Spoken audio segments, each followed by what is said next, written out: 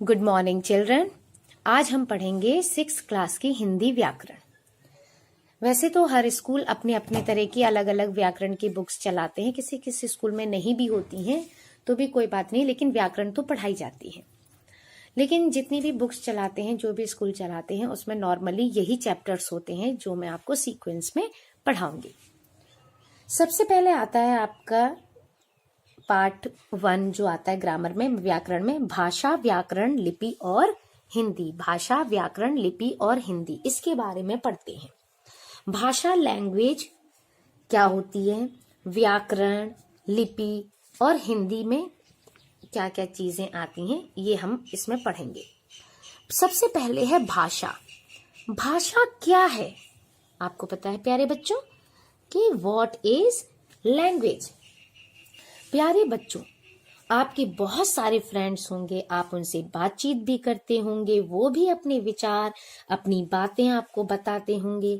आपके माता पिता हैं, मम्मी पापा, भाई बहन, ये भी आपस में बातें करते होंगे। आप अपने पड़ोसियों से भी बातें करते होंगे। और तो और, जैसे आप दिल्ली में रहते हैं तो आपके जो भी रिलेटिव्स मुंबई में रहते हैं, आप उनसे भी बातें करते होंगे। और अगर आपके रिलेटिव्स अमेरिका, लंदन, कहीं भी रहते हैं, आप उनसे भी बातें कर लेते हैं और अपने मन की बात उनको बता देते हैं और उनके मन की बात भी हम जान लेते हैं। तो इस प्रकार आप समझ गए, इस संसार में सभी व्यक्ति बोलते हैं, बातचीत करते हैं, परस्पर अपने विचार प्रकट करते हैं। तो डियर चिल्ड्रन, भावों और विचारों का जो ये आदान प्रदान होता है, एक दूसरे के भावों और विचारों को लेन देन होता है, उसे ही हम भाषा कहते हैं। भाषा को अब हम डेफिनेशन देख लेते हैं भाषा की। भाषा वह साधन है जिसके द्वारा मनुष्य बोलकर अथवा लिखकर, देखिए बच्चों, बोलकर अथवा लिखकर अपने विचारों का आदान प्रदान करता है। जैसे मैंने आपको ये लिखकर बताया है ना, परिभाषा, ये हो गई लिखित भाषा। मैं आपको बोलकर समझा रही हूं, आप सुन रहे हैं, तो ये हो गई आपकी मौखिक भाषा, यानी बोलकर सुनने वाली। तो इस प्रकार हमने क्या समझा कि भाषा कितने प्रकार की होती है। भाषा होती है 2 प्रकार की। पहली बोलकर, जिसे हम मौखिक भाषा कहते हैं। दूसरी लिखकर, जिसे हम लिखित भाषा कहते हैं। बोलकर और लिखकर। बोलकर मौखिक, यानी कि आपकी भाषा हो गई ओरल, और लिखित यानी आपकी भाषा हो गई रिटन। मौखिक भाषा क्या है, अब इसकी हम परिभाषा देख लेते हैं। मौखिक भाषा, जब मनुष्य अपने भावों और विचारों को बोलकर प्रकट करता है। जैसे मैं बोलकर आपको समझा रही हूं कि भाषा क्या होती है, व्याकरण क्या होती है, ये चीजें, ये जो है वो भाषा का मौखिक रूप कहलाता है। ठीक है। जैसे रेडियो अथवा दूरदर्शन, दूरदर्शन माने समझ गए, टीवी, हाँ जी, दूरदर्शन पर प्रसारित होने वाले कार्यक्रम, बातचीत करना, भाषण देना, वाद विवाद प्रतियोगिता या वाद विवाद करना, कविता पाठ करना, या किसी भी घटना का वर्णन हम अगर मौखिक रूप में करते हैं, वो मौखिक भाषा हो जाती है।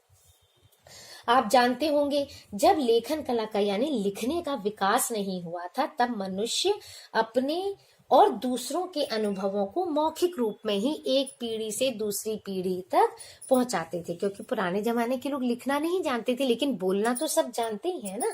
आपने दादी नानियों से भी सुना होगा कि हमारे ऐसे कहते थे, हमारे वहां वैसे होता था। तो इस तरह से वो अपनी मौखिक रूप में हमको देते हैं, दूसरी पीढ़ी तक पहुंचाते हैं अपनी बात को। तो मौखिक रूप जो होता है बेटा, वो सबसे पुराना है, क्योंकि मनुष्य ने सबसे पहले बोलना सीखा था और लिखना उसके बाद। अब आती है लिखित भाषा। लिखित भाषा, जब मनुष्य अपने भावों और विचारों को लिखित रूप में, यानी लिखे हुए, जैसे मैंने ये लिखकर आपको ये सारी चीजें स्पष्ट की, ये है लिखित भाषा। तो जब मनुष्य अपने भावों और विचारों को लिखित रूप में प्रकट करता है तो वह भाषा का लिखित रूप कहलाता है। लिखित रूप जैसे आपकी पाठ्य पुस्तक है ना, बुक, रामायण, महाभारत आदि ग्रंथ जो भी हैं वो लिखित रूप में है, तो ये भाषा के लिखित रूप कहलाते हैं। इनके द्वारा ही हम ज्ञान और अनुभव को एक पीढ़ी से, एक जनरेशन से दूसरे जनरेशन तक पहुंचाते हैं। इसीलिए इसी कारण जो है आज हम हजारों साल पहले के जो लिखे हुए वेद वगैरह हैं, यजुर्वेद, सामवेद है ना, ऋग्वेद, अथर्ववेद, ये सब है, उनके ज्ञान को प्राप्त कर पाते हैं। अब आप जान गए कि संसार में प्राय सभी मनुष्य बोलते हैं, बातचीत करते हैं। और सभी मनुष्य बोलते हैं, बातचीत करते हैं, तो संसार में क्या होती है, अनेक भाषाएं होती हैं। सब अपने अपनी बात को अलग अलग तरह से प्रकट करते हैं।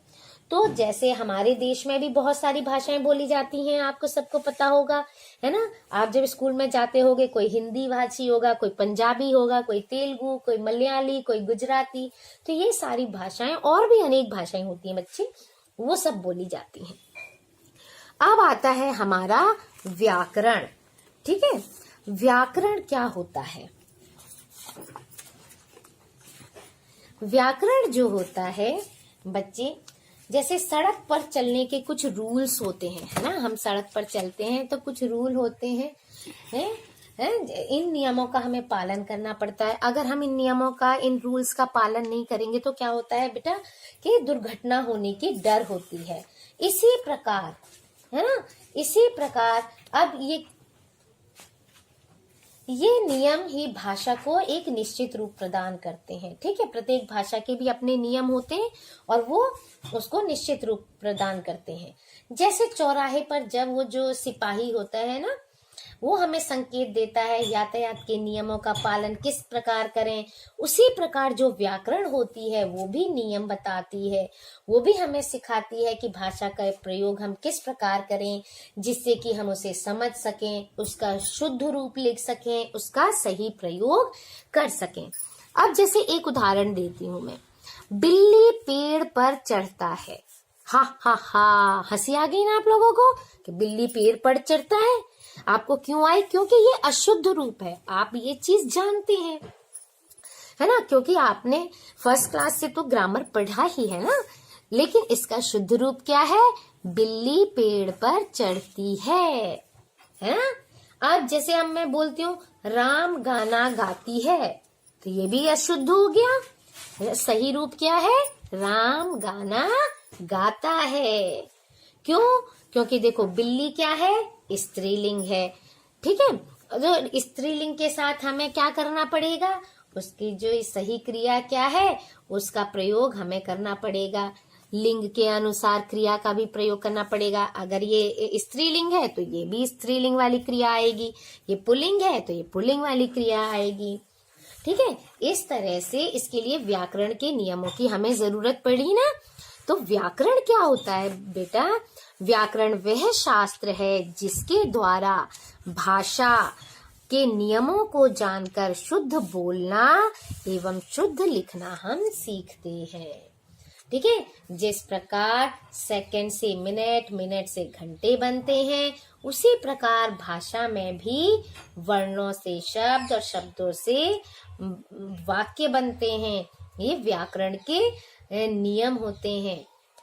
ठीक है, व्याकरण की सुविधा के लिए हम व्याकरण इसके अध्ययन की सुविधा के लिए इसी के आधार पर हम व्याकरण को मुख्य रूप से 3 भागों में बांट सकते हैं। ठीक है, 3 भागों में कैसे? जैसे सबसे पहले वर्ण विचार, जिसको हम फोनोलॉजी कहते हैं। वर्ण विचार क्या होता है? ये भाषा की सबसे छोटी इकाई है। मैं नेक्स्ट चैप्टर जब वर्ण विचार का पढ़ाऊंगी तो इसकी डेफिनेशन और सब चीज आपको लिखकर और हर चीज आपको समझाऊंगी। लेकिन इसमें हम ये पढ़ लेते हैं व्याकरण के कौन कौन से भाग होते हैं, फिर हमें आगे क्या क्या पढ़ना है। तो वर्ण विचार जो है भाषा की सबसे छोटी इकाई वर्ण है। व्याकरण के इस भाग में हम वर्णों की बनावट, वर्णों मतलब उनका उच्चारण, इनके बारे में जानेंगे। फिर दूसरा नंबर आता है शब्द विचार, मोर्फोलॉजी। इसमें व्याकरण की क्या पढ़ते हैं कि व्याकरण में शब्दों की उत्पत्ति के बारे में, कैसे बने, बनावट के बारे में, प्रयोग, शब्दों के भेद आदि के बारे में पढ़ेंगे। फिर है नेक्स्ट आपका वाक्य विचार, सिंटेक्स। वाक्य विचार में वाक्यों के प्रकार, उनके भेद, प्रयोग आदि के बारे में हम जानकारी प्राप्त करेंगे। अब आती है बेटा लिपि, क्योंकि हमने पहले ही बोला था भाषा, व्याकरण, लिपि और हिंदी। अब है लिपि। लिपि क्या होती है? जो लिखने की विधि होती है, हम कैसे लिखते हैं।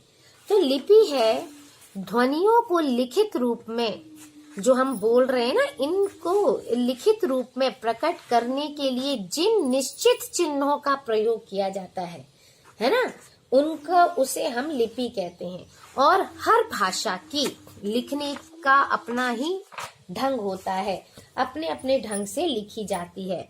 जैसे हिंदी हमारे देश की प्रमुख और लोकप्रिय भाषा है। इसका उद्भव एवं विकास संस्कृत भाषा से हुआ है ना, आपको पता है। इसलिए संस्कृत भाषा को हिंदी की हम जननी भी कहते हैं। भारत की अधिकांश जनता हिंदी को बोल एवं समझ लेती है। भारत में आज भी हिंदी बोलने वालों की संख्या बहुत अधिक है। इसकी विशेषता क्या है बेटा कि अन्य भाषाएं बोलने वाले लोग भी इसे शीघ्रता से समझ लेते हैं या बोल लेते हैं। ऐसे ही हिंदी की लिपि को हम क्या कहते हैं? देवनागरी। यह अत्यंत ही वैज्ञानिक लिपि है, क्योंकि इसमें जैसा बोला जाता है वैसा ही लिखा जाता है। भारत में अनेक राज्यों में बेटा हिंदी बोली जाती है, इसीलिए यह भारत की राजभाषा भी है। हिंदी भाषा अब विदेशों में भी लोकप्रिय होती जा रही है, आपको पता है ना। पड़ोसी देशों जैसे पाकिस्तान, बांग्लादेश, नेपाल, भूटान, श्रीलंका, सब जगह। इसके अलावा मॉरिशस, फिजी, ट्रिनिडाड, सिंगापुर आदि में भी हिंदी के प्रति लोगों की रुचि बहुत बढ़ रही है। हिंदी भाषा भाषी लोगों की संख्या को देखते हुए यह पूरे विश्व में इसका दूसरा स्थान है। ठीक है बेटा, आज इस चैप्टर में इतना ही। अब हम देखें हमने इस पूरे चैप्टर में क्या क्या सीखा। आइए देखें हमने क्या सीखा। सबसे पहली चीज, भाषा वह समर्थ साधन है जिसके द्वारा मनुष्य अपने भावों और विचारों का आदान प्रदान लिखकर या बोलकर करते हैं। दूसरी चीज क्या हमने इम्पोर्टेंट चीज सीखी कि भाषा के दो रूप हैं, पहला मौखिक ओरल, दूसरा लिखित रिटन। फिर हमने देखा कि भाषा का मौखिक रूप सबसे प्राचीनतम है, इट मीन्स सबसे पुराना है। नंबर 4, भाषा के लिखित रूप में ज्ञान को हम सुरक्षित रख सकते हैं। नंबर 5, व्याकरण के द्वारा हम भाषा के नियमों को जानकर शुद्ध बोलना एवं लिखना सीखते हैं। नंबर 6, लिपि मौखिक ध्वनियों को निश्चित रूप देने के लिए चिन्हों की व्यवस्था है। इस तरह बेटा फर्स्ट चैप्टर